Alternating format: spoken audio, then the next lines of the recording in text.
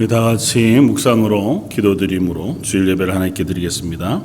함께 기도하시겠습니다.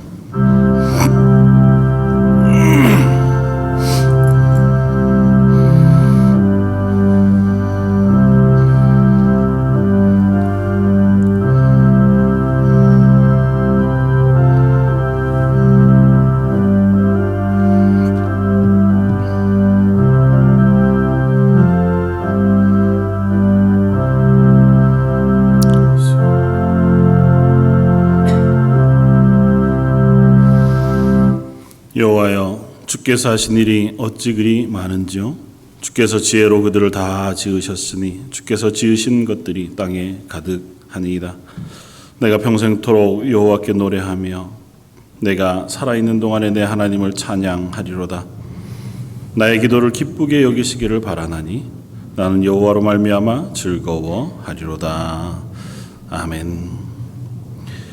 하나님께서 온 세상을 지으시고 또 이 땅을 다스리시며 그 가운데 저희를 하나님의 것으로 부르셔서 예배의 자리에 세우시고 하나님을 알며 하나님을 기뻐하고 하나님 허락하신 구원의 기쁨을 누리게 하시니 참 감사합니다.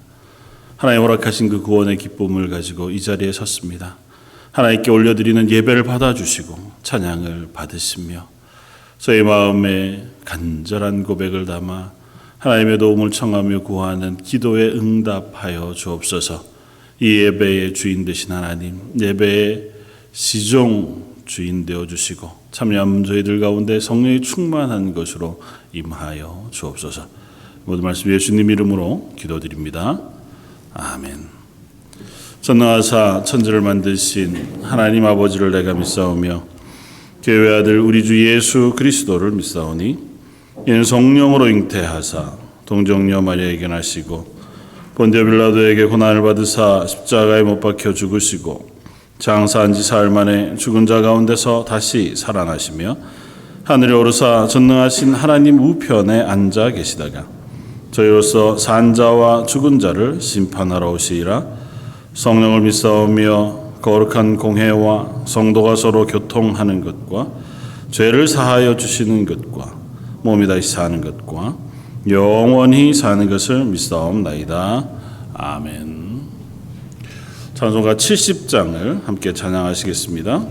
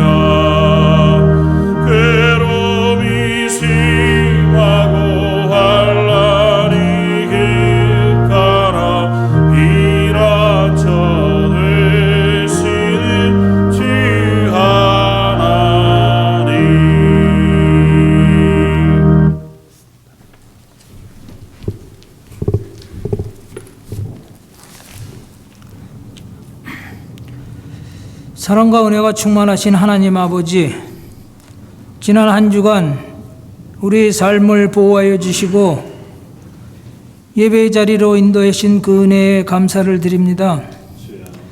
이 시간 성령님 우리와 함께 하시어 이의 예배를 주관하시고 구원받은 주의 백성으로서의 기쁨을 누리며 하나님께 영광을 돌리는 예배가 되도록 주님 인도하여 주시옵소서.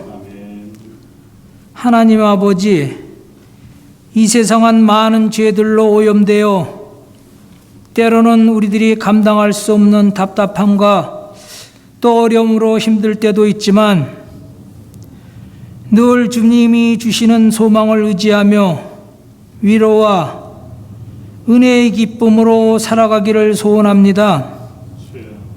특별히 말씀을 통하여서 우리들을 지켜주시고 믿음이 자라나게 하시어 하나님 나라의 백성으로서 이 땅 위에 우리가 살아가는 동안 우리들 각자에게 맡기신 그 하나님의 일들을 잘 감당할 수 있도록 주님 인도하여 주시옵소서.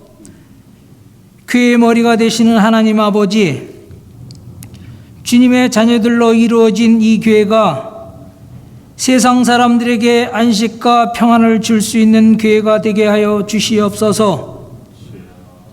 교회를 찾는 모든 이들이 살아계신 하나님을 체험케 하시고 주 예수를 믿고 의지하며 사는 것이 우리 평생의 기쁨이 되게 하여 주시옵소서.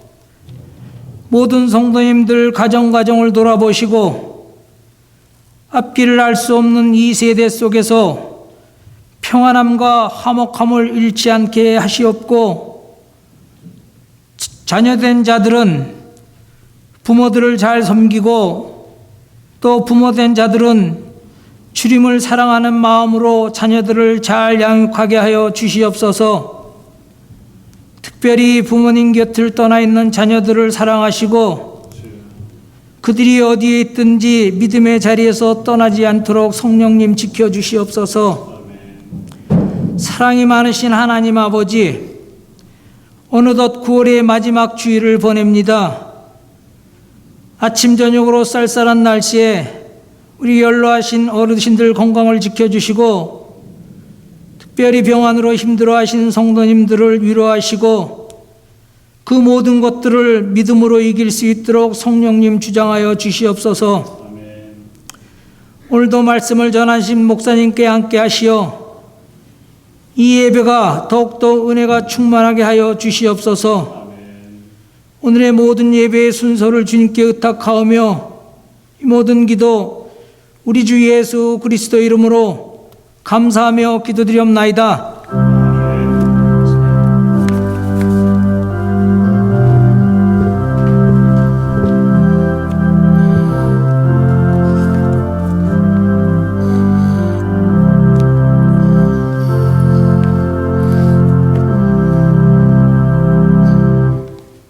찬송가 257장을 함께 찬양하시겠습니다.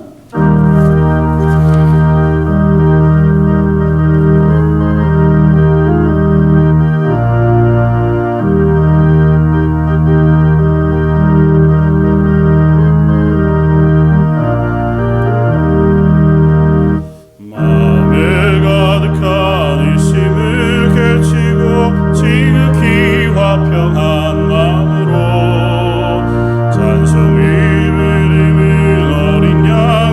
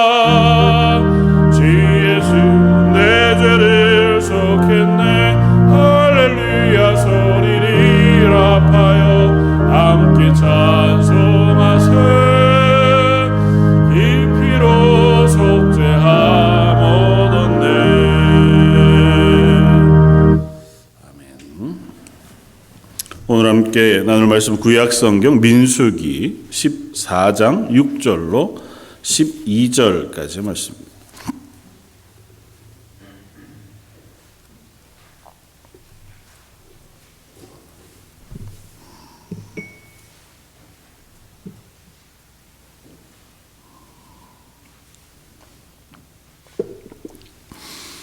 구약성경 218쪽에 있는 말씀 민수기 14장 6절로 12절까지 차였으면 우리 한 목소리 같이 한번 봉독하겠습니다. 그 땅을 정탐한 자 중 눈의 아들 여호수아와 여분의 아들 갈렙이 자기의 옷을 찢고 이스라엘 자손의 온 회중에게 말하여 이르되 우리가 두루 다니며 정탐한 땅은 심히 아름다운 땅이라 여호와께서 우리를 기뻐하시면 우리를 그 땅으로 인도하여 들이시고 그 땅을 우리에게 주시리라. 이는 과연 젖과 꿀이 흐르는 땅이니라. 다만 여호와를 거역하지 말라. 또 그 땅 백성을 두려워하지 말라. 그들은 우리의 먹이라. 그들의 보호자는 그들에게서 떠났고 여호와는 우리와 함께 하시느니라. 그들을 두려워하지 말라 하나 온 회중이 그들을 돌로 치려 하는데 그때 여호와의 영광이 회막에서 이스라엘 모든 자손에게 나타나시니라. 여호와께서 모세에게 이르시되 이 백성이 어느 때까지 나를 멸시하겠느냐? 내가 그들 중에 많은 이적을 행하였으나 어느 때까지 나를 믿지 않겠느냐? 내가 전염병으로 그들을 쳐서 멸하고 내게 그들보다 크고 강한 나라를 이루게 하리라. 아멘.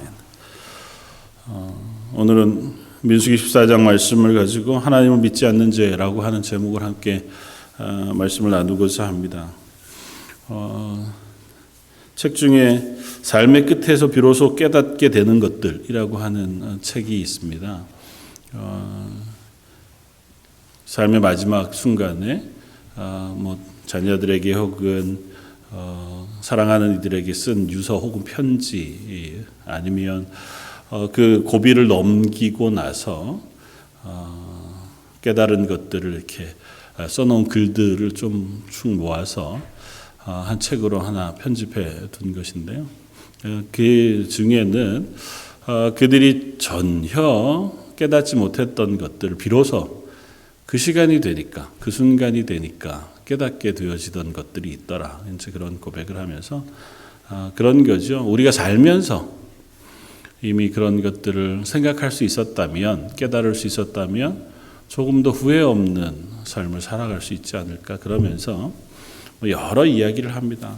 행복했던 것도 더 잘 하고 싶었던 것들 이야기하면서 가장 많이 후회하는 것들을 이렇게 한번 모아서 이야기하는데요. 대부분 이런 것들이더랍니다. 첫 번째는 내가 원하는 삶을 살지 못한 것이 참 많이 후회된다. 남의 눈을 의식하고 또 여러 가지 상황 때문에 우리가 다 그렇잖아요. 그렇게 가다가 보니 정작 그 순간이 닥치고 나니까 결국 내가 정말 하고 싶고 해보고 싶었던 것들은 전혀 해보지 못하고 또 그렇게 살아보지 못하고 이렇게 죽음의 순간을 맞이하는구나. 그게 좀 많이 후회가 되더라는 거죠. 두 번째는 내가 해야 할 말들, 그런 사랑의 표현들을 참 많이 못했구나. 특별히 사랑하는 자녀들, 사랑하는 이들에게 왜 사랑한다는 얘기를 그렇게 하지 않았을까?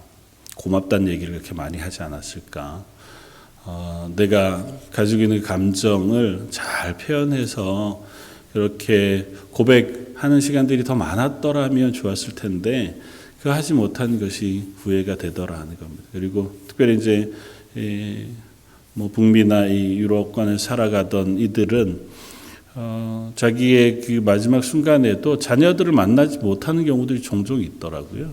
그러니까 만나기 어려운 경우들, 연락을 잘 못하는 경우들. 그렇게 되니까 이전에라도 그런 이야기들을 나누고 고백을 했더라면 좋았을 텐데 그런 말 한마디 하지 못했구나. 좀 다르게 생각한다면 그런 것들도 있더라고요.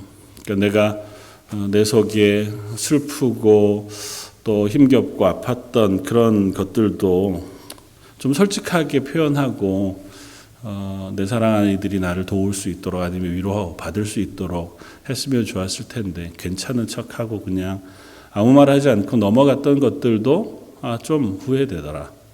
그러니까 그런 거 정도쯤은 충분히 나눌만 하고 또 그런 것들이 우리의 삶에 참 중요한 부분이었을 터인데 그런 거 하지 못한 게 좀 후회가 된다. 그렇게 이제 이야기들을 하고 마지막으로 여러 얘기들을 했지만 또 많이 한 것 중에 하나가 내가 적극적으로 행복을 선택하지 않은 것이 참 후회가 되더라. 그러니까 내가 나의 행복을 위해서 우리 가정의 행복을 위해서 수고하면서 살았죠. 그렇긴 한데 적극적으로 행복을 선택하기보다는 상황에 혹은 시간에 떠밀려 가면서 이렇게 방어하고 지켜내느라고 너무 급급해서 내가 정말 적극적으로 행복한 시간을 갖는 것, 자녀들하고 가족들끼리 그래 해보고 싶었던 그 행복한 시간들을 잘 가져보지 못한 게 참 후회가 되더라. 사랑하는 아내와 사랑하는 남편과 적어도 이것쯤은 해볼 수 있었을 텐데 둘이 그렇게 가고 싶은 데가 있었는데 그거 한번 가보지 못하고 여기까지 왔나. 그런 적극적으로 내가 행복을 추구하지 못했던 거 아니면 선택하지 못했던 것에 대한 후회들이 있다. 아마 그것은 그냥 신앙과 관계없이 일상적으로 누구라도 생각하게 되어지는 것들인 것 같아요. 그러면 한번 이런 질문도 해볼 수 있습니다. 그리스도인이라면 저와 여러분들이 우리의 삶의 마지막 순간쯤에 과연 어떤 생각을 하게 될까? 그때쯤 우리가 무슨 후회나 혹은 고백들을 하게 될까 하는 생각을 해봅니다. 내 인생에 가장 후회되는 것들,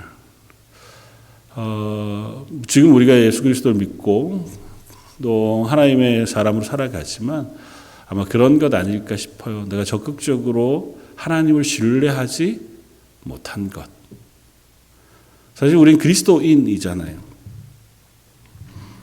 하나님을 믿고 그 하나님이 내 생명의 주인이라고 고백하면서 임마누엘 되신 예수님께서 우리와 동행하신다는 사실을 믿음으로 붙잡고 사는 사람들임에도 불구하고 우리가 다가오는 상황 또 삶의 현실 속에서 그 하나님을 내가 신뢰하면서 살았느냐고 질문하면 그렇지 못했을 때가 꽤 있겠다 하는 생각이 들어요.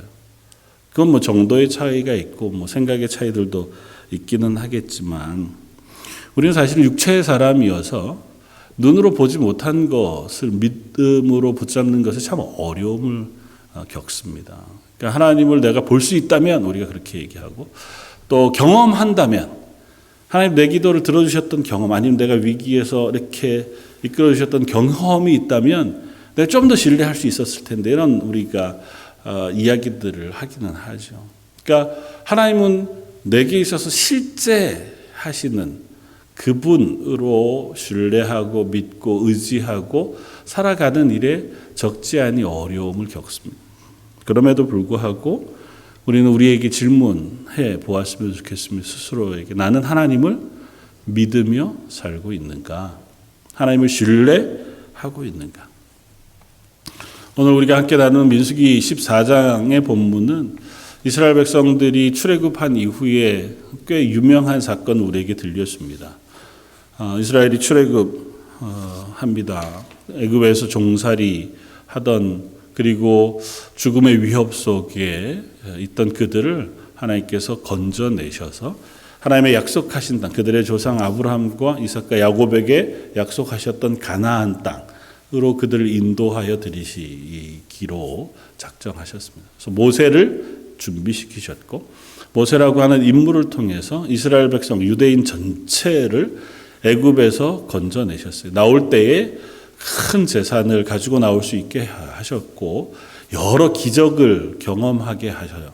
그리고 홍해를 건너 마른 땅을 밟듯이 건너가게 하심으로 우리를 인도해 내시는 하나님이 전능하신 하나님이시구나. 자연을 다스리시고 우리를 구원하실 능력의 하나님이시구나를 깨닫게 하신 채로 광야로 데리고 나오셨습니다. 그리고 시내산이라는 곳에서 하나님께서 직접 그들에게 내려오셔서 두려움 중이지만 그들과 언약하셨어요. 이제는 너희가 내 백성이 되고 난 너희의 하나님이 될 것이다. 그래서 내가 너희에게 복을 주고 너희와 함께하며 너희를 지킬 것이다. 그러니 너희는 내 백성으로 나를 신뢰하고 하나님의 말씀에 순종하며 살아가는 백성 되자. 그렇게 이제 약속하셨어요. 그리고 한 1년여를 지나서 지금 오늘 본문에 있는 가데스 바네아라고 하는 곳에 도착하게 됩니다. 그리고 가데스 바네아라고 하는 곳은 하나님께서 약속하신 땅 가나안 땅을 목전에 두고 있어요. 이제 들어가기만 하면. 근데 가나안 땅이라는 게 비어 있는 땅이 아니라 사람들이 살고 있는 땅이었습니다. 이미 아브라함 이전 때부터 그곳에는 7 족속의 민족들이 그곳에 성을 짓고 삶을 살아가고 있던 땅이에요. 하나님께서 그들의 죄악 때문에 하나님께서 그들을 멸하시고 그 땅에 하나님의 백성을 옮기셔서 그 땅에 살게 하시기로 약속하셨던 땅이었습니다. 이제 그 땅을 들어가야 할 시간이에요. 백성들이 그래도 들어가기 전에 우리가 사람들을 보내어서 그 땅이 어떤지, 어떤 길들이 있는지 여기 한번 정탐해 보면 좋겠습니다. 하나님께서 허락하셨어요. 그래서 12명의 각 지파의 대표들을 뽑습니다. 그리고 그 12명의 대표들이 40일 동안 그 가나안 전 지역을 돌아다니면서 정탐해요. 어떤 민족들이 살고 있는지, 그 땅이 삶을 살아가기엔 어떠한지, 길이 어떻게 있는지, 물이 어떻게 있는지 쭉 살펴보고 돌아와서 온 백성 앞에 보고하는 내용 13장에 나와 있습니다. 그러니까 지금 이들은 이제 하나님의 약속이 이루어지려고 하는 그 순간, 아니 하나님이 약속하셨던 걸 눈앞에 딱 바라보고 있는 상황 속에 그곳을 바라보면서 온 백성이 모여서 회집해 있어요.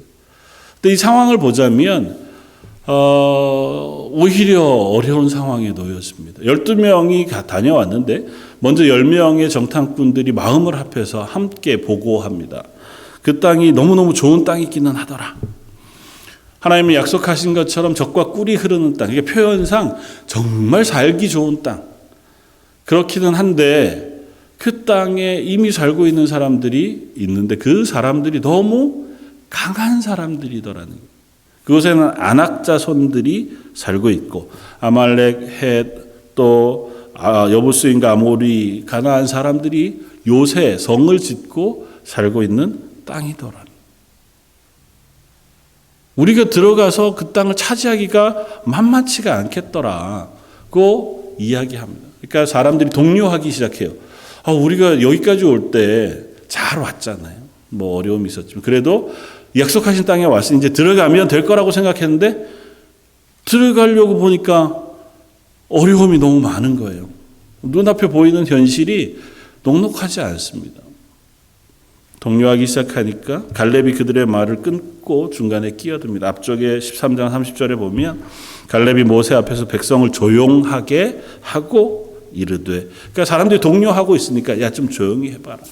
그리고 뭐라고 얘기하냐면 우리가 곧 올라가서 그 땅을 취하자. 능히 이기리라. 야 동요하지 마라. 우리 이제 곧 그 땅에 가서 그 땅을 취하자. 우리가 능히 이길 수 있다. 여호수아와 갈렙이 그 이야기를 합니다. 그런데도 불구하고 그들은 그 말에 귀 기울이지 않습니다. 사실은 여호수아와 갈렙의 말은 하나님이 약속하셨던 약속을 근거로 해요. 동일한 본문이 있는 신명기 1장 21절에 보면 너희의 하나님 여호와께서 이 땅을 너희 앞에 두셨은즉 너희의 조상 하나님 여호와께서 너희에게 이르신 대로 올라가서 차지하라. 두려워하지 말아라. 주저하지 말아라. 그 말씀하셨어요. 그러니까 이 땅이 어떠한지에 대해서 너희 너무 신경 쓰지 마라. 하나님이 약속하셨고 그 약속을 너희에게 이루실 것이다. 두려워하지 말고 주저하지 말고 올라가서 그 땅을 취해라. 이렇게 말씀하셨단 말이죠. 그러니까 여호수아와 갈렙은 그 말을 의지해요. 그 말을 믿었습니다. 그 하나님을 신뢰했어요. 그래서 야 우리가 본 땅 좋더라. 그 땅에 비록 많은 사람들이 있고 요새가 있지만 하나님의 약속을 의지해서 올라가면 우리가 그 땅을 이길 수 있다. 그들은 우리의 오늘 본문에서 뭐라고 해요? 먹이라. 이전 개혁 성경에서는 그들을 우리의 밥이라 그렇게 얘기해요. 우리가 충분히 그들을 이기고 그 땅을 취할 수 있다. 하나님께서 우리와 함께 하시기로 약속하셨지 않느냐. 사람들의 반응은 전혀 다릅니다. 오늘 우리가 본문에서 본 것처럼 우리가 이대로는 되지 않겠다. 여기서 가나안 땅으로 들어가느니 차라리 옛날 우리가 살던 애굽 땅으로 돌아가는 것이 좋겠다. 10장 4절에 이에 서로 말하되 우리가 한 지휘관을 세우고 애굽으로 돌아가자. 그리고 모세와 아론을 향해서 죽이려고 합니다. 앞쪽 13장 31절에 많은 10명의 정탐꾼들의 반응이 그 마음을 부추겼어요. 우리는 능히 올라가서 그 백성을 치지 못할 것이다. 그들은 우리보다 강하니라. 그리고 이스라엘 백성 앞에 그 땅을 악평했다. 야, 거기 가보니까 네피림이라는 사람들이 있더라. 안악자손이 있더라. 안악자손 네피림이라는 표현은 싸움 잘하는 장수들이에요. 거인이면서 우리가 제일 잘 알고 있는 안악자손은 골리앗이라고 하는 사람입니다. 그 사람 기골이 장대한, 그러니까 주로 용병으로 싸움을 잘하는 그런 사람들로 각 나라에서 싸움을 싸우던 사람들이에요. 가보니까 그 사람들이 성을 짓고 있더라. 야, 우리가 거기에 비하면 메뚜기와 같아. 그들이 한번 싸우기로 하면 우리는 뭐 단순간에 없어지고 말 거야. 아무리 그들이 두려워하고 분노하고 그래도 그 앞에선 여호수아와 갈렙은 그것에 당당하게 대서면서 아니다. 우리 믿음을 가지고 하나님의 약속을 의지해 그 땅을 올라가자. 어떻게 보면 뭐 100만 명쯤 되어지는 그 사람들과 겨우 2명 여호수아와 갈렙, 조금 더 하자면 모세와 아론까지 한다면 한 4명 정도쯤은 그것을 반대해 서 있고 나머지는 다 대세는 이미 거기는 안 되겠다는 것이었습니다. 우리 이 싸움 속에 일어나고 있는 것 중에 몇 가지 교훈을 얻고자 합니다. 첫 번째는 이것입니다. 두려움이라고 하는 이름의 불신앙을 우리가 조심해야 한다는 것입니다. 사실 이들 속에 있는 두려움을 전혀 이해하지 못할 바가 아닙니다.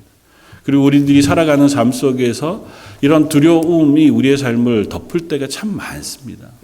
두려움만 아니라 그것이 또 때로는 걱정, 불안일 수도 있고요. 때로는 의심과 분노의 표현으로 나타나는 것일 수도 있습니다. 그러나 그런 것들이 우리를 믿음 없는 상태, 불신앙의 상태로 이끌어가는 것을 조심해야 합니다. 그럴 수 있죠. 왜 불안을 느끼는 게 뭐가 죄가 되겠습니까?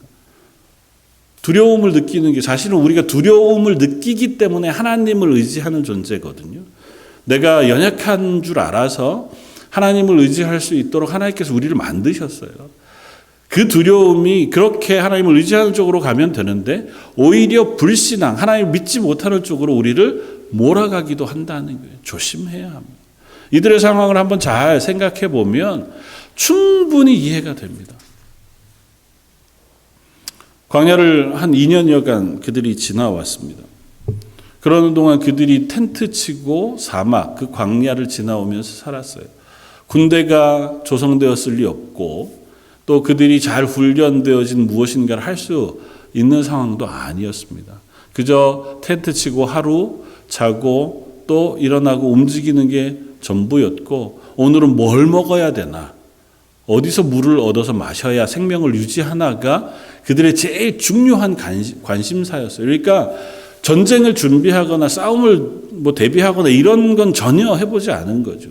그런데 정작 가려고 하니 그냥 들어가는 것도 쉽지 않을 판에 성들이 쌓여 있어요. 성들이 다 요새예요.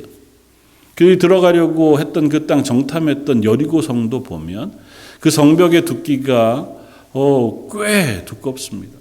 그 성벽 안에 사람들이 집을 짓고 살 만큼 성벽의 두께가 두껍고 높았어요.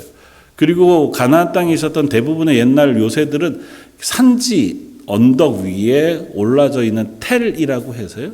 그런 형태를 띄었어요. 그러니까 안에서 수비하기는 좋지만 밖에서 공격하기는 굉장히 어려운 땅들이에요. 거기에다 그 사람들은 싸움도 잘해요. 문명도 이스라엘 백성에 비하면 훨씬 더 뛰어납니다. 그들 중엔 철병거를 가진 사람이 있었다고 쓰니까 철병거는 이스라엘 백성은 아직 철기 문화가 익숙하지 않아요. 성경이 나오니까 지금 우리랑 비슷하다 이렇게 생각하지만 지금 이스라엘이 출애굽했던 시기는 BC 1400년 정도거든요. 이스라엘 백성이 애굽에서야 많은 문명을 겪고 살았겠지만 광야 지나오는 동안 그들이 무슨 대장간이 있었겠어요. 무기를 만들 힘이 있었겠어요. 들고 나온 게 고작 전부였을 것이고 그중에는 무기보다는 주로 생활에 필요한 것들이었을 겁니다. 그러니까 많이 구할 수 있어 봐야 나무 막대기거나 좀 무딘 칼들이거나 전쟁하는데 필요한 도구들이 그렇게 많지 않은 상태였을 거 아니에요. 근데 저쪽은 잘 준비된 군대가 있어요. 성도 잘 요새화돼 있어요. 거기다가 싸움 잘하는 장수들도 있어요. 거기에 우리더러 가서 싸우라 그러면 계란으로 바위치기도 아니고 저건 가봐야 싸움 상대가 안 돼. 이해가 되죠. 왜 안 두렵겠습니까? 두렵죠. 저 여러분들이 살아가는 삶 속에도 그런 상황들을 만납니다. 아무리 생각해봐도 내가 믿음을 지키고 신앙을 지키고 삶을 살아가려고 해도 녹록지 않은 현실들을 만납니다. 우리의 신앙을 흔들고자 하는 숱한 일들이 일어나요. 세상은 빠르게 변하고 문화가 빠르게 변합니다. 우리의 믿음이 그거 니는 아직도 고지식하게 그걸 믿으면서 사냐.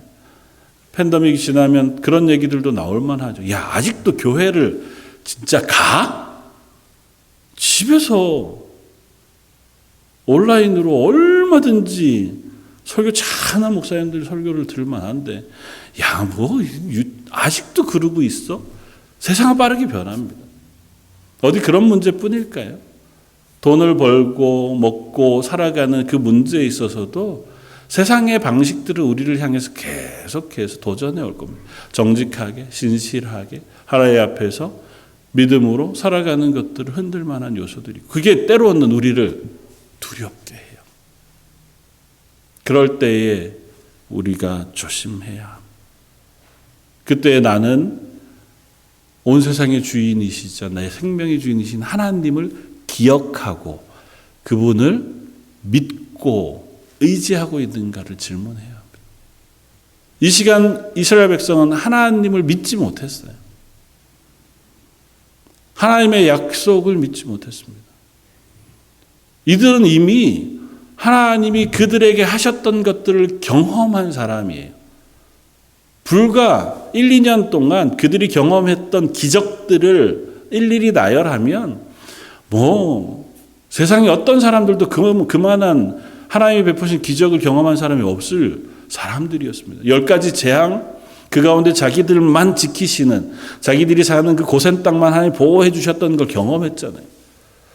애굽의 그 큰 군대 그때 당시에 가장 강력한 군대가 있는 애굽 군대를 홍해에 몰살시키는 것을 그들의 두 눈으로 똑똑히 보았습니다. 시내산에서 두려움과 영광 가운데 임재하신 하나님을 그들이 만나 뵀었어요. 광야를 지나오는 동안 그들 매일 아침마다 그들에게 먹을 것을 내리시는 하나님의 은혜들을 경험했습니다. 지금도 그들의 진 중앙에 지금 하나님께서 나타나셨던 그 성막 그 위에 하나님이 그들과 동행하신다고 하는 증거인 구름 기둥과 불 기둥, 구름 기둥 안에 불 기둥이 있는 그 형태로 그들 눈앞에 하나님이 임재해 계세요. 그러면 그 하나님을 믿을만 하잖아요. 그 하나님을 믿을만, 제가 표현이 좀 그런데 그 하나님을 신뢰할 수 있는 조건이 전혀 없는 게 아니에요. 상황은 두렵지만 그러나 하나님을 의지하면 하나님이 이태 동안 우리를 인도해 오셨던 걸 생각하면 그래 하나님이 우리를 보호해 주시겠다. 이기게 해 주시겠다. 약속하셨으니 그 말을 신뢰하면서 가보겠다. 라고 하는 고백이 있지 않겠습니까? 여호수아와 갈렙의 표현을 우리가 오늘 봅니다. 14장 8절 여호와께서 우리를 기뻐하시면 우리를 그 땅으로 인도하여 들이시고 그 땅을 우리에게 주시리라. 이는 과연 젖과 꿀이 흐르는 땅이니라. 다만 여호와를 거역하지는 말라. 또 그 땅 백성을 두려워하지 말라. 그들은 우리의 먹이라. 그들의 보호자는 그들에게서 떠났고 여호와는 우리와 함께 하시느니라. 그들을 두려워하지 말라. 오늘 너무 당연한 말이죠. 믿음의 고백이자 그럴만 하잖아요. 믿지 않았습니다. 그들은 여호수아와 갈렙을 죽이려고 했고 모세와 아론을 죽이려고 했습니다.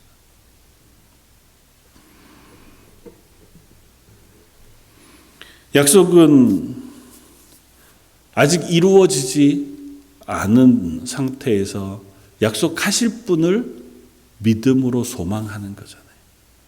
가나안 땅에 들어간 그 약속은 하나님께서 하신 것이고 그 하나님을 신뢰함으로 그 약속을 지키실 것이라고 믿는 것을 믿음이라고 얘기해요. 그런데 이들은 하나님께서 그들에게 약속을 지키시고 아니면 그들에게 은혜를 베푸시고 능력을 행하셨을 때에야 비로소 하나님을 믿을 수 있어요. 먹을 것을 주셔야 입안에 만나를 먹고 메추라기 고기를 씹어야 하나님 우리한테 고기도 주시는구나라고 생각하지, 주시기 전에는 우리한테 왜 먹을 것을 주시지 않아서 물이 반석을 깨고 흘러나와서 그 물을 마셔서 목이 적셔져야 하나님 우리에게 먹을 물을 주시는구나라고 고백하지, 그 물이 아직 그들에게 없을 때에는 뭐라고 얘기해요?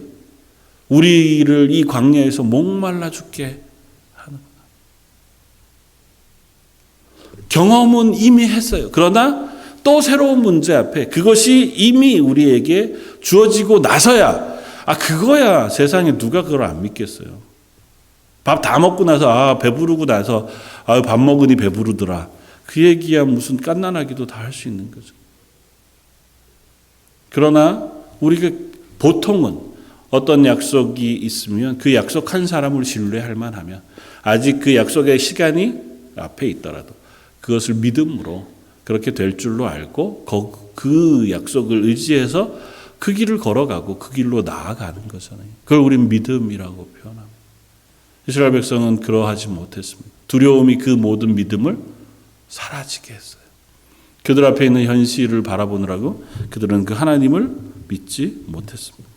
오늘 보면 14장 11절에 하나님께서 이스라엘 앞에 나타나셔서 말씀하십니다. 여호와께서 모세에게 이르시되 이 백성이 어느 때까지 나를 멸시하겠느냐. 내가 그들 중에 많은 이적을 행하였으나 어느 때까지 나를 믿지 않겠느냐. 이스라엘 백성이 하나님을 멸시했다고 표현합니다.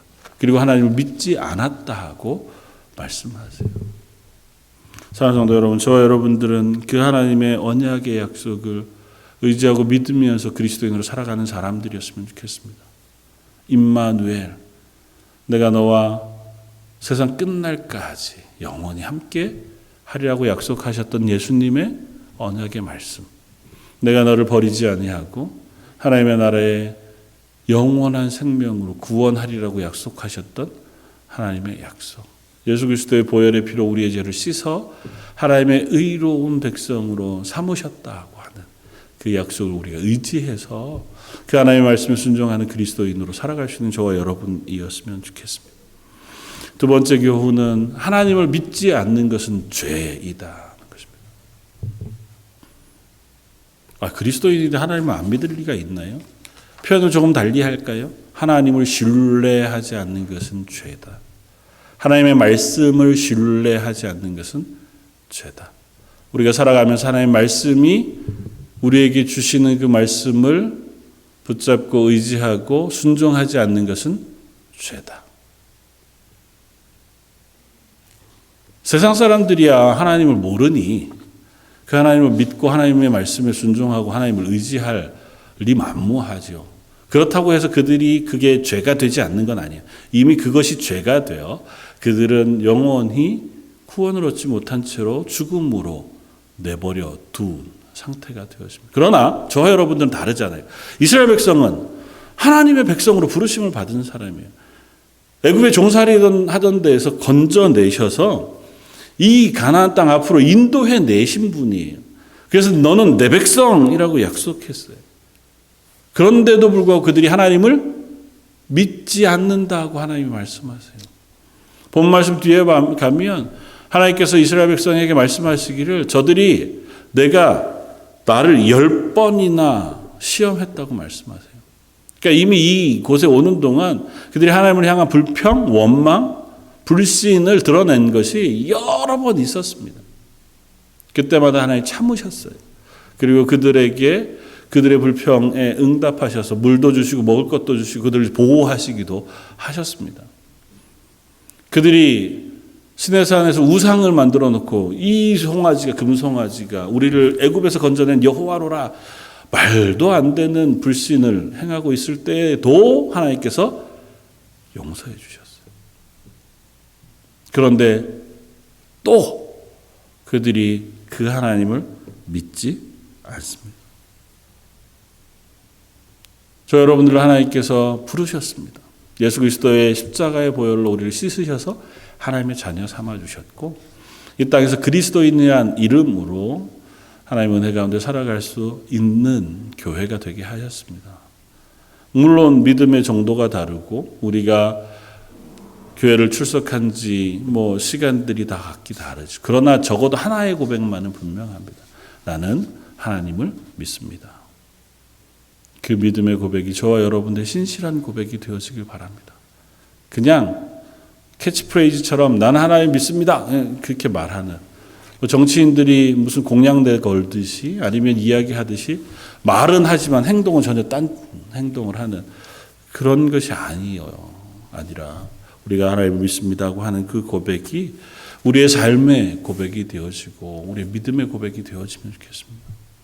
그 하나님을 믿지 않는 것이 우리에게 얼마나 큰 죄인지를 기억해야 합니다. 그 하나님을 내가 신뢰할 걸, 그 하나님을 믿고 의지하면서 살아갈 걸 이라고 하는 후회가 저희들에게 남아있지 않으면 좋겠습니다. 하나님께서 이스라엘을 이곳에까지 인도해 오실 때에 그들은 이미 하나님의 구원받은 백성으로 삼으셨다고 하는 고백을 듣습니다. 고린도전서 10장 1절 이하에 쭉 보면 하나님께서 그들을 광야와 바다를 지나며 세례받게 하셨다고 말씀하고 그리고 그들이 광야에서 반석에서 생명수를 마심으로 생명을 얻었다고 표현하고 그 반석은 바로 예수 그리스도시다 그렇게 얘기해요. 그러니까 그들은 이미 예수 그리스도를 통하여 생명을 얻은 사람이고 그 은혜를 누린 사람들이며 하나님의 구원받은 백성이라고 불리는 사람들이었습니다. 그럼에도 불구하고 그들이 불신앙으로 하나님을 믿지 않음으로 범죄하는 사람들이 되고 말았다는 사실을 우리가 기억하면서 저와 여러분들의 삶의 순간에도 때로는 환경이 우리의 마음의 불안함이 두려움이 우리를 혹 하나님을 신뢰하지 못하는 자리로 인도해 갈 수 있다는 사실을 기억하면서 하나님 그러지 않도록 믿음을 지키고 하나님을 의지하며 살아가는 사람 되게 해주시고 기도할 수 있는 저와 여러분들이었으면 좋겠습니다. 마지막으로 한 가지 더 우리가 확인하고 싶은 것은 하나님께서는 이 죄를 용서하십니다. 그러나 죄를 용서하신다고 해서 벌이 없어지는 것은 아닙니다. 한 걸음 더 나아가서 죄를 용서하시나 그 벌을 우리에게 책임지우시기도 하시지만 그렇다고 해서 하나님이 우리를 포기하시지도 않으신다는 사실 우리가 기억했으면 좋겠습니다. 오늘 본문 뒤에 이스라엘 백성의 그 불신앙에 대해서 하나님께서 모세에게 말씀합니다. 내가 이들을 어떻게 오늘 말씀의 12절에 내가 전염병으로 그들을 쳐서 멸하고 내게 그들보다 크고 강한 나라를 이루게 하리라. 야, 얘네들 다 벌해버리고 징계하고 다시 내가 새로운 나라를 세울 거다. 옛날에 아브라함의 후손으로 이스라엘 삼으셨던 것처럼 모세의 후손으로 하나님의 백성 다시 삼으시는 거에 뭐 어렵겠어요. 모세가 하나님 앞에 간절히 기도합니다. 그리고 모세가 기도하는 기도의 핵심은 이것입니다. 세상 사람들로 하여금 하나님께서 자기 백성을 광야로 끌어내셨다가 그들을 광야에서 죽여버렸다고 하는 그 이야기가 하나님께 영광이 되지 않습니다. 그러니 하나님께서 긍휼을 베풀어 주셔서 저희들을 용서해 주십시오. 14장 20절 여호와께서 이르시되 내가 내 말대로 사하노라. 하나님께서 모세의 기도를 들으시고 이스라엘 백성을 용서해 주십니다. 물론 이게 모세가 기도했으니까 들으시고 아니면 용서 안 하시고 그렇지는 않죠. 하나님이 용서하시는 하나님이시고 하나님은 지금까지 참아오셨던 하나님이시고 앞으로도 그러하실 거예요. 그러니 하나님께서 그들의 불신앙에도 불구하고 그들을 용서하시는 하나님이신 것만은 분명해요. 그러나 하나님이 용서하셨다고 해서 그 책임이 모두 사라지지는 않습니다. 내가 그들을 살이라고 말씀하셨지만 그 가운데 여호수아와 갈렙을 제외하고 모든 어른들은 이 광야에서 40년간 방황하다가 죽고 말 거예요. 한 명도 하나님의 약속하신 땅을 밟지 못할 거라고 말씀합니다. 죄를 용서하셨다고 해서 그 책임이 사라지는 건 아니에요. 우리가 그 사실을 기억해야 합니다. 우리가 때로는 범죄하죠. 하나님 앞에 실패합니다. 그러나 하나님은 우리에게 긍휼을 베푸시는 분이시고 용서하시는 하나님이셔서 우리가 예배의 자리에 나와서 혹은 기도의 자리에서 하나님 우리의 죄를 용서해 주십시오. 하나님 그 기도를 들으시고 우리를 용서하시죠. 그러면 끝 나는 것이 아닙니다. 용서에 대한 책임이 반드시 남습니다. 우리는 그 책임을 지며 살아가요. 이스라엘 백성은 이 불신앙 때문에 결국은 약속하신 가나안 땅에 들어가지 말고 광야에서 다 죽고 맙니다. 우리의 죄에 대한 책임도 남습니다. 그것이 어디에서 분명히 확인되냐 하면 예수 그리스도의 십자가에서 확인이 돼요. 하나님 우리의 죄를 용서하시고 하나님 백성 삼으셨다. 그것으로 끝난다면 예수님께서 이 땅에 오셔서 십자가를 지실 이유가 없어요. 용서하셨는데요. 내가 널 용서한다. 내가 널 사하노라. 끝났으면 예수님이 왜 우리의 죄를 지시고 그 고난을 당하시고 십자가에서 죽으셔서 저 지옥에 내려가셔야 할 이유가 없죠. 그러나 하나님은 그 용서의 책임을 물으세요. 그 죄의 책임을 물으세요. 그래서 그 책임을 우리에게 물으시면 우리는 다 그 자리에서 죽음으로 끝나야 할 인생이 우리의 죄에 대한 책임을 우리에게 다 물으실 수 없으셔서 우리의 죄를 누구에게 물으신다고요? 하나님의 독생하신 아들이신 예수 그리스도에게 대신 물으셨어요. 그 책임을 대신 물으셔서 예수님께서 당하지 않아야 될 고난, 죽지 않아야 할 죽음, 흐리지 않아야 할 피를 흘리시고 십자가에서 죽으시고 영원토록 한 분이신 하나님과 예수님이 분리되셔서 지옥에 내려가시기까지 그 죄의 책임을 지셨다. 성경은 그렇게 우리에게 선언하고 있다. 사랑하는 성도 여러분, 저와 여러분들이 그 은혜로 하나님의 백성 되었습니다. 그렇다고 하면 내 죄의 책임을 지신 예수님이 날 대신하셨으니 나는 이제는 괜찮다로 가야 할까요? 아니면 그것이 너무도 큰 은혜여서 내가 지금부터라도 하나님의 말씀에 순종하고 하나님의 은혜를 의지해서 믿음으로 살아가겠습니다 하고 다짐하는 쪽으로 가야 할까요? 우리는 분명히 용서의 결과는 하나님을 신뢰하는 쪽으로 오게 하시기 위한 하나님의 은혜라는 사실을 기억해야 합니다. 하나님께서 이스라엘 백성을 용서하셨습니다. 그들에게 책임은 물으셨으나 그것으로 끝내지 않으셨어요. 너희 자손들은 모두 다 가나안 땅에 들어가 하나님이 약속하신 땅에 거하고 그것을 취할 것이라고 말씀하세요. 그리고 두 사람 여호수아와 갈렙은 그들의 마음이 하나님을 향한 사람이었어요. 다른 사람들은 믿음이 없는 사람들이었지만 이 여호수아와 갈렙은 그들의 마음이 다른 사람들이었어요. 오늘 본문 저도 24절 그러나 내 종 갈렙은 그 마음이 그들과 달라서 나를 온전히 따랐은즉 그가 갔던 땅으로 내가 그를 인도하여 드리리니 그의 자손이 그 땅을 차지하리라. 하나님을 신뢰하고 믿었던 그 마음을 하나님께서 보시고 그가 하나님의 언약 그 약속의 결과대로 그 땅을 차지하리라고 말씀합니다. 그리고 실패한 그들도 하나님께서 그대로 두시지 않고 그들의 자손으로 그 땅을 취하게 하셨습니다. 그리고 한 가지 더 생각해 본다면 그런 그 광야에서 죽은 이들은 전부 다 구원받지 못한 사람들이었을까요? 그렇지 않습니다. 하나님께서 모세를 가나안 땅에 들이시기 전에 느보산에서 불러가심으로 그들에게 소망을 주신 줄 압니다. 그들이 광야의 40년을 유리하면서 다 그곳에서 죽었습니다.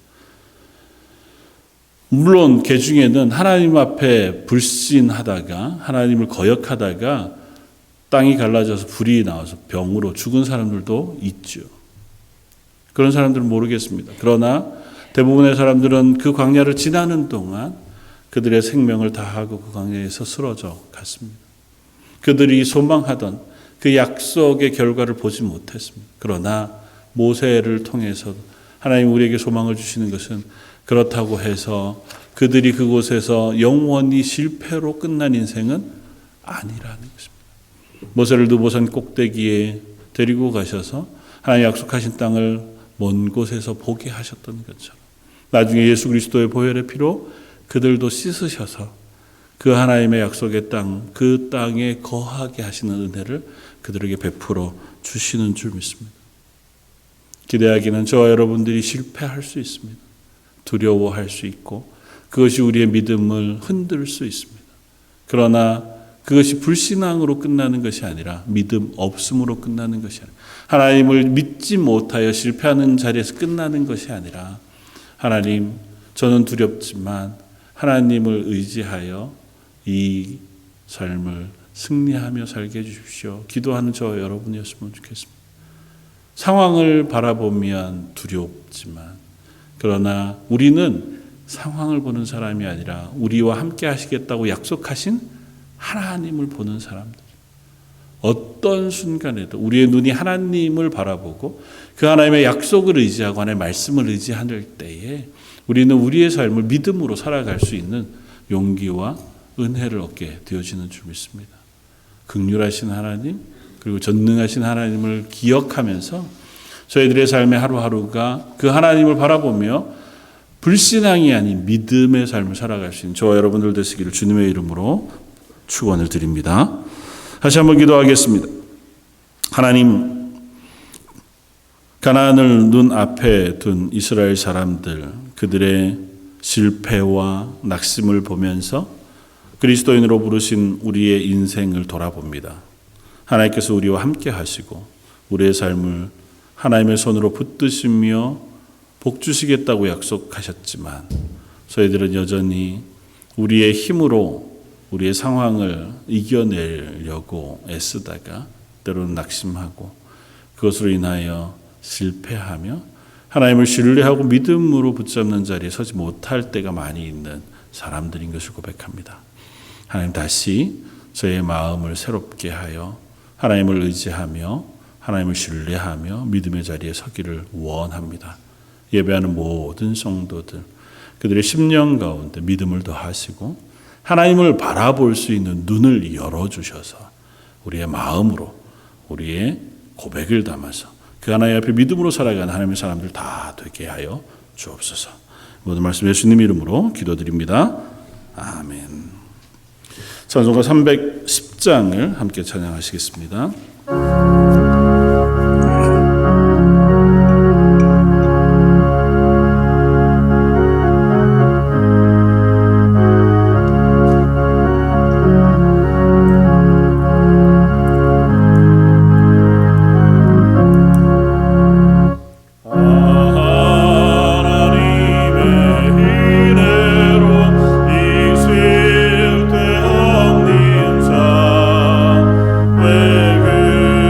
그